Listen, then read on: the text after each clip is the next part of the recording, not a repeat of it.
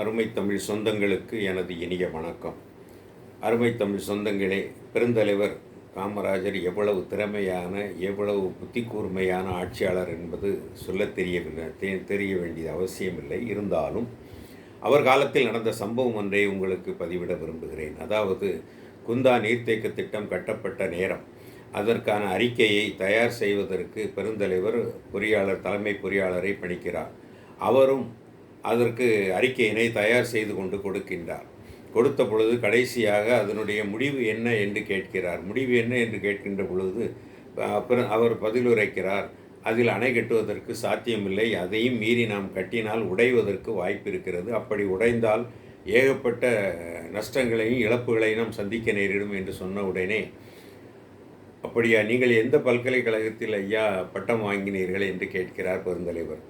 அவர் உடனே ஆடி போய்விட்டார். ஆடி போய்விட்டு, சென்னை பல்கலைக்கழகம் தான் ஐயா, ஏன் ஐயா அப்படி கேட்கிறீர்கள் என்று கேட்க, இல்லை ஐயா, உங்களுக்கு அணை கட்டுவதற்கு சொல்லித்தந்த இந்த பல்கலைக்கழக பாடத்திட்டம் அணையில் இது போன்ற பிரச்சனைகள் அணை கட்டுவதில் வந்தால் என்ன செய்வது, எப்படி சரி செய்வது என்று சொல்லித்தரவில்லை அல்லவா?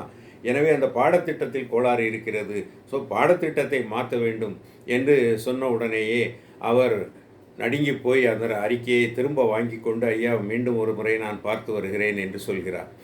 அப்படி சொன்னவுடன் பக்கத்தில் இருந்த ஏனைய கட்சிக்காரர்கள் கேட்கிறார்கள், ஐயா, என்ன நீங்கள் சொன்னதும் புரியலை, எங்களுக்கு ஒன்றுமே புரிய மாட்டேங்குதுன்னு சொல்லி அவங்க கேட்குறாங்க. அப்படி கேட்ட உடனே அவர் பதில் சொல்கிறாரு, ஐயா, அவர் உள்ளே இருக்கிற நீர்பிடிப்பு ஏரியாவில் இருக்கக்கூடிய நிலச்சுவார்ந்தார்களிடம் அவர் கையூட்டு பெற்றுக்கொண்டு விட்டார்.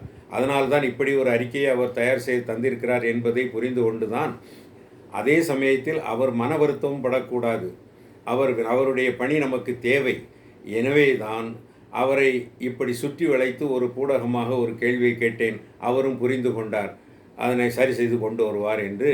அதன் பிறகு அதனை சரி செய்து அணை திட்டம் நிறைவேற்றப்பட்டது. இதுதான் புத்திசாலித்தனம், இதுதான் அறிவு கூர்மை, இதுதான் மக்கள் நலன்.